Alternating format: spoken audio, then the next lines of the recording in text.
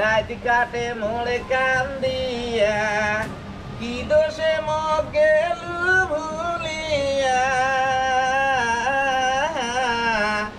নাই বোঝং এত তোর কটুরিয়া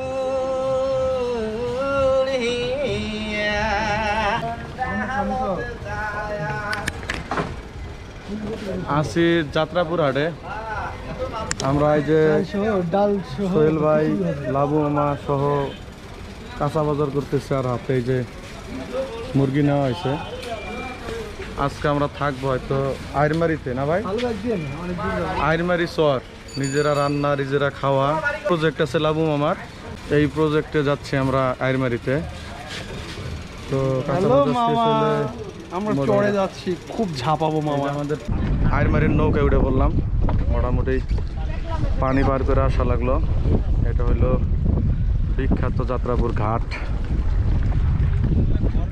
বরাবরের মতোই আবহাওয়া আমাদের অনুকূলেই আছে, প্রচণ্ড বাতাস, মোটামুটি পরিমাণ একটা বাতাসের সাপোর্ট পাওয়া গেছে। এ কদিন প্রচণ্ড রোদ ছিল। দেখা যাক যে আইরমারির মিশন কেমন হবে। আশা করা যায় ভালো হবে ইনশাআল্লাহ।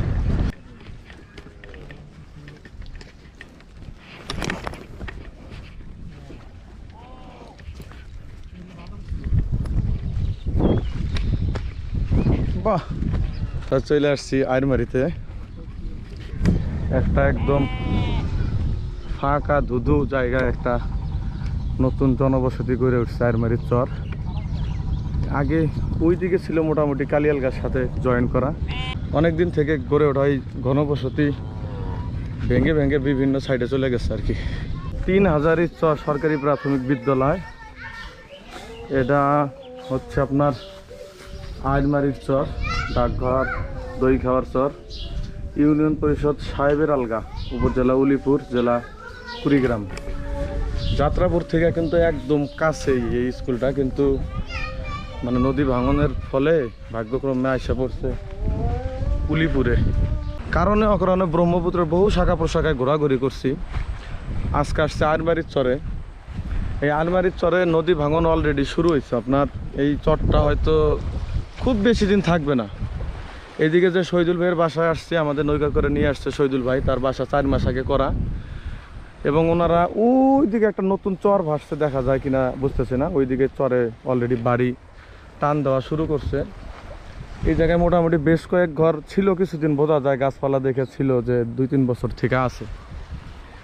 তো এই জায়গার নদীর যে পরিমাণ স্রোত, এইরকম স্রোত আমি ব্রহ্মপুত্রের অন্য কোনো শাখায় দেখিনি।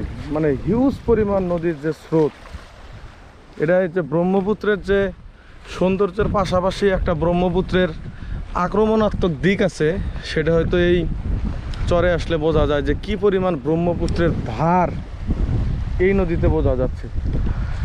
মানে যেরকম এই জায়গার সৌন্দর্য, এইরকম এই জায়গার ভয়ঙ্কর একটা রূপও আছে। ওয়েদার কি এর আমরা বসুন্ধরা নাকি সোহেল ভাই? ওয়েদার অনেক কিছু ডিমান্ড করে।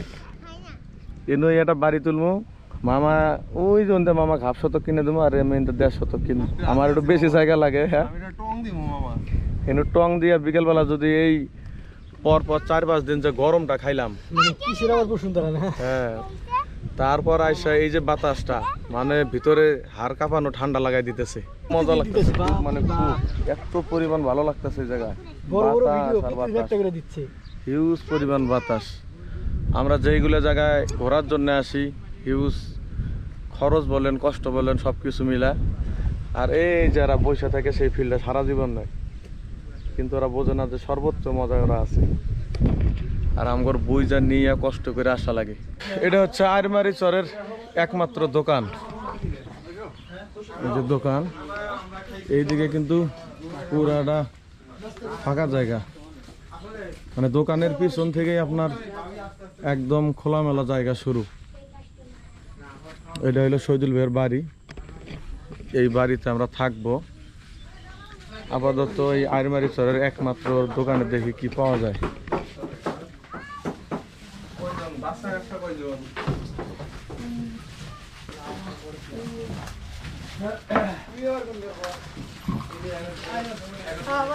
মোটামুটি বিস্কুট চানাচুর চা সব কিছু আছে নাকি?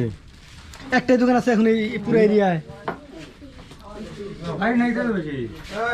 একমাত্র দোকান।